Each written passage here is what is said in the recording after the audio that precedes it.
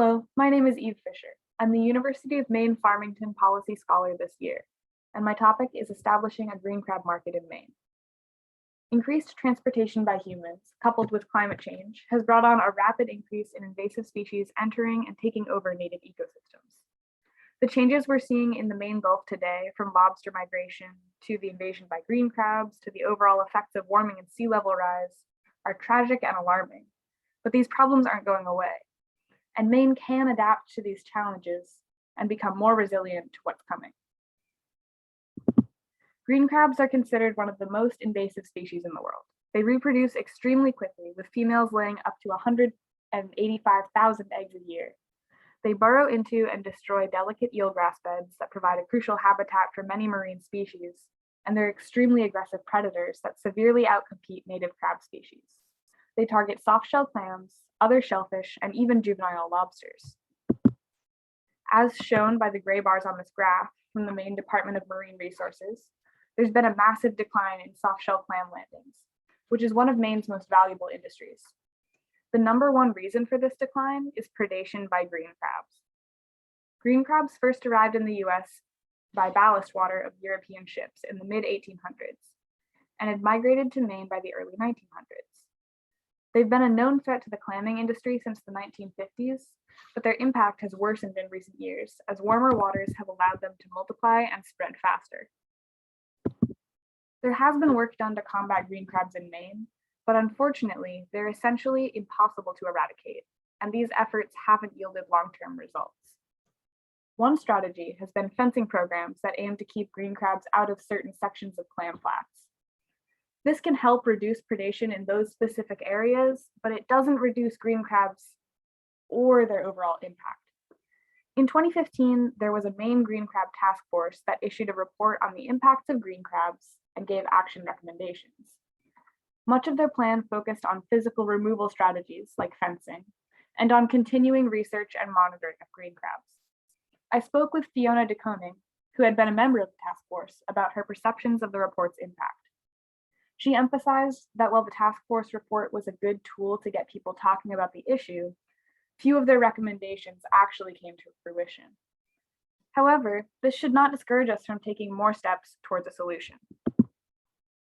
My research question is, how can the Maine government use policy to establish a functioning market for green crabs that will decrease their pressure on ecosystems and other fishery species without devoting public resources towards eradication? To me, the clear path forward is through a market for green crabs. This creates a mechanism to continually remove them from the environment, which will limit their numbers and allow native species to regain theirs. A major part of my research this year was through an internship I took on with the nonprofit organization Maine. I worked with them on researching green crab markets in other places, as well as markets for other invasive species. I also participated in their green crab monitoring work. This program at Maine, led by Marissa McMahon, is leading the state in the important work of studying the green crab population in Maine. What they've observed, and what I saw while doing this fieldwork, is a rapid increase in green crabs year after year. The entire time I worked with them, we counted hundreds of green crabs and came across only 2 or 3 native crabs. As another part of this internship, I created this poster outlining the green crab problem and my policy recommendations, which I presented to House Representative Allison Hepler, and also at the next fall geography conference in October. This fall, I also worked on a green crab project with a first-year seminar taught by Jesse Miner. I helped teach them Manomet's monitoring survey, and we collected data that the organization could use. The class used the crabs they caught during fieldwork to test out green crab recipes. We made crab dip and crab rangoons, which both came out really well.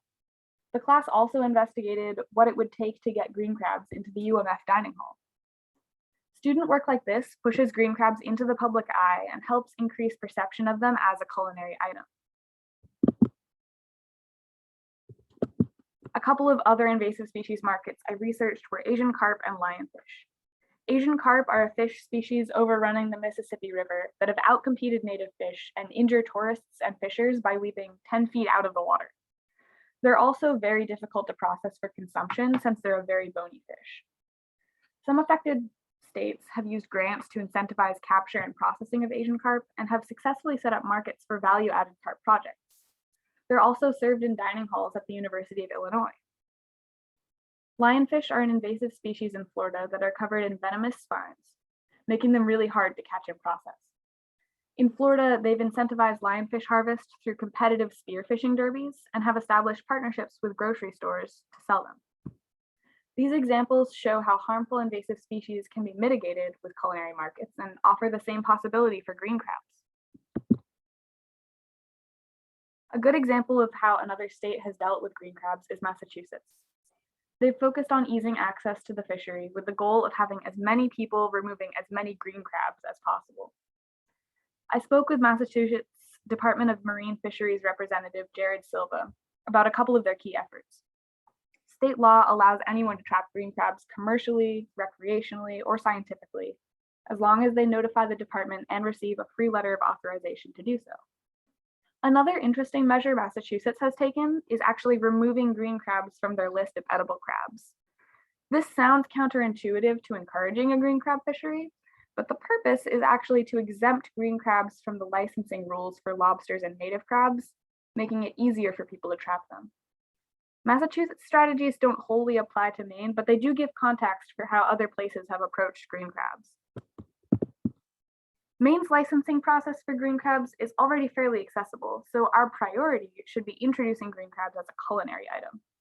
While there are other market possibilities, such as for bait, pet food, or compost, these are all less profitable and more difficult logistically than a culinary market. Also, other uses of green crabs could be incorporated into a culinary market, such as using waste for compost or innovative products like bioplastics made from green crab shells. A hurdle for green crab marketing is processing them. Green crabs are very small and have relatively little meat, so picking them is labor intensive and doesn't yield very much.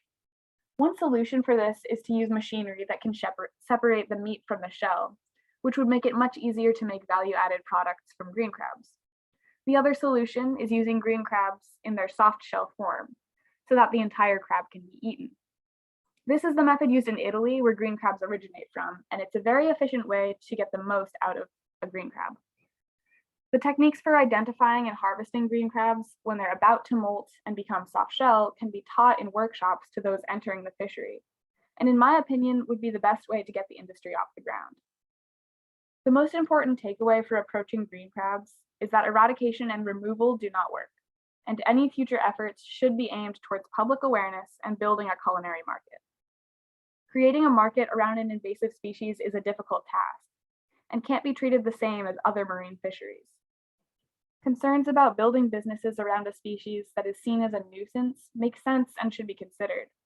However, a culinary market is still the best way to reliably deal with green crabs and will give us the best results for everyone involved. Managing green crabs as a culinary market will help alleviate their impact, make use of an extremely underutilized resource, and diversify Maine's fisheries, strengthening our working waterfront. Green crabs pose a difficult challenge, and managing them responsibly isn't straightforward, but it is important in adapting to climate change. Instead of being an endless uphill battle against a growing nuisance, green crabs can become a valuable commodity to the state. Thank you so much for your time. I welcome any questions.